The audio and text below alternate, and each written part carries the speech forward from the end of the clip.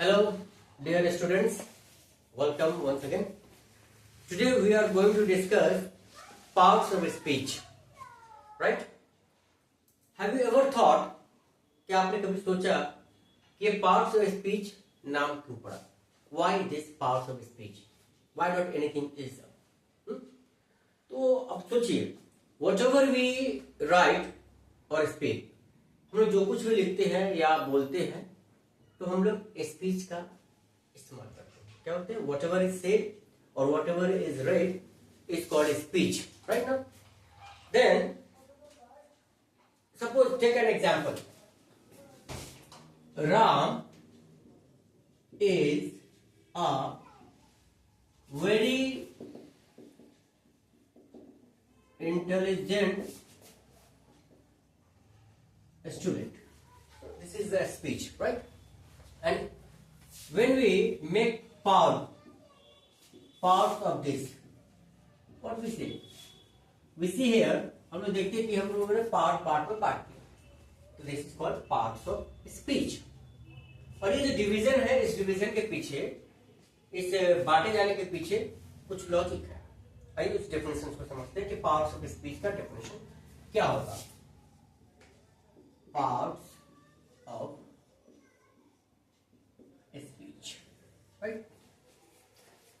Then, according to English grammar, words are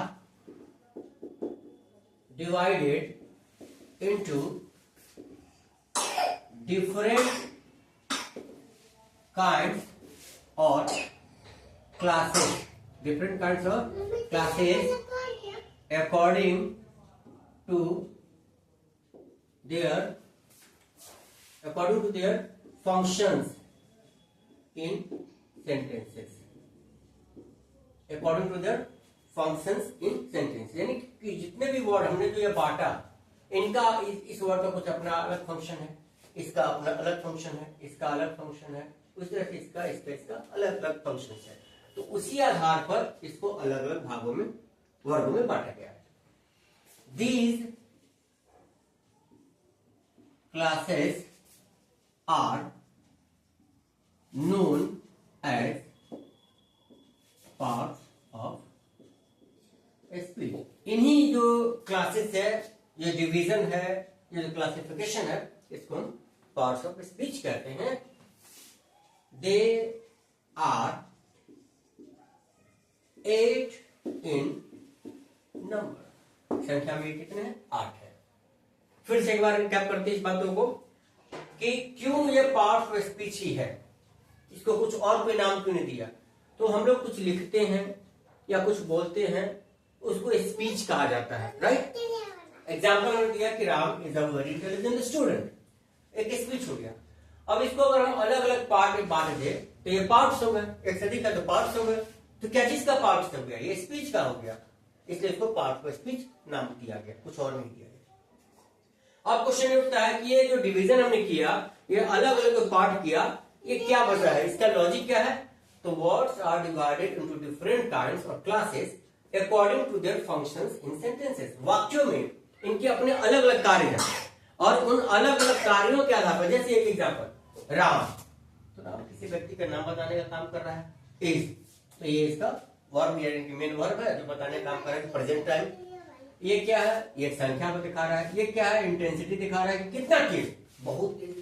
intelligent क्या है? तो गुण बता रहा है. किसका? स्टूडेंट का. स्टूडेंट क्या? तो एक पढ़ने वाले लोगों को स्टूडेंट कहते हैं. तो इसी आधार पर अलग अलग भागों में इनको बांटा गया है according to their functions in sentences. कि वाक्य में इनका क्या कार्य है, उन कार्यों के आधार पर उनको अलग अलग भागों में बांटा गया. तो these classes are known as parts of speech. और इन्हीं भागों को, इन्हीं अलग अलग जो भाग बांट दिए, इन भागों को पार्ट्स ऑफ स्पीच कहते हैं. They are 8 in number. संख्या में कितने हैं? 8 है. आइए उन 8 को देख लीजिए. नंबर 1 है नाउन, नंबर 2 है प्रोनाउन. इन सारी चीजों के, इन सारे के डेफिनेशंस को फिर अलग क्लास में देखेंगे, अगले क्लासेस में देखेंगे. आज देख लेंगे इन 8 भागों को. इन 8 भागों के नाम क्या है? Adjective, verb, Number 5, adverb, preposition, preposition, conjunction, conjunction, interjection. फिर से आप देख लीजिए इन चीजों को। इन 8 भागों के जो डेफिनेशन है इनको नेक्स्ट क्लास में देखेंगे और उम्मीद करते हैं कि ये क्लास आपको काफी समझ में आया होगा, आपके लिए हेल्पफुल होगा। और फिर वही बात है कि अगर आपको ये अच्छा लगा वीडियो तो लोगों में लाइक करें, शेयर करें, सब्सक्राइब कराएं और प्रॉपर कमेंट्स दें। Thank you, all the best.